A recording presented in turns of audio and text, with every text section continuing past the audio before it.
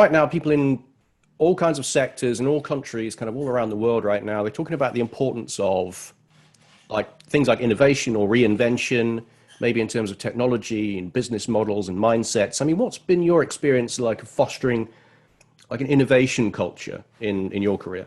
Innovation culture has been there from day one. Like I told you, having worked in telecom sector or even FMCG or even media, like especially telecom is very high or highly fast-paced sector, especially at that time back in the early 2000s, the sector was booming. It was growing every day. There was a, different product, different bill plan. There were new players launching, at one point of time, I had stopped counting the number of players in every city. So there would be about 13, 14, 15 players, So innovation was the only way to survive. So whether it was in the market, whether it was with the product, whether it was with the customers, whether it was with the service that was being provided, at every step there was an innovation that had to be fostered. So I think foremost thing when we talk about innovation and how one can really foster that culture is to have an open mind. It's important to allow the team to make mistakes.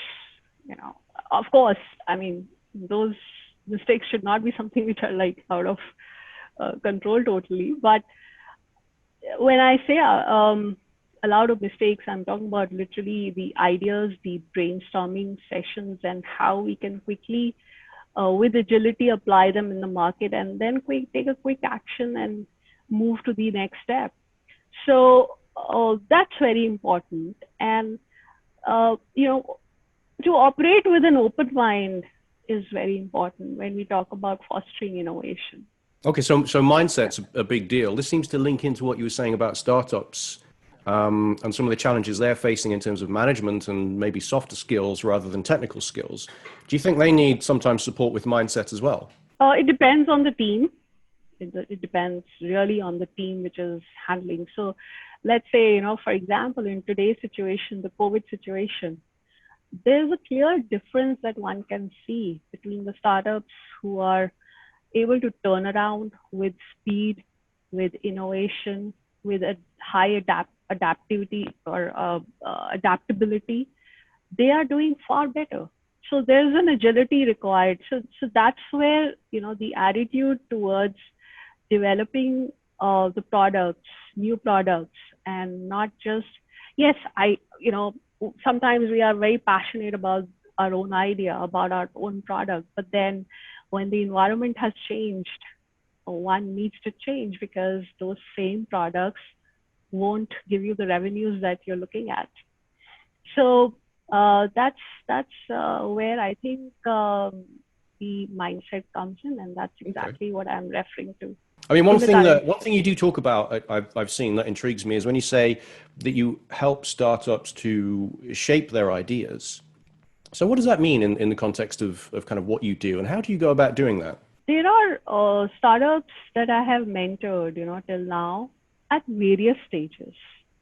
So they could be, at the incubation stage. They could be at a stage where they have developed the idea and created certain impact with that idea to a certain extent. So when I talk about shaping ideas, I'm talking about shaping ideas according to the requirement.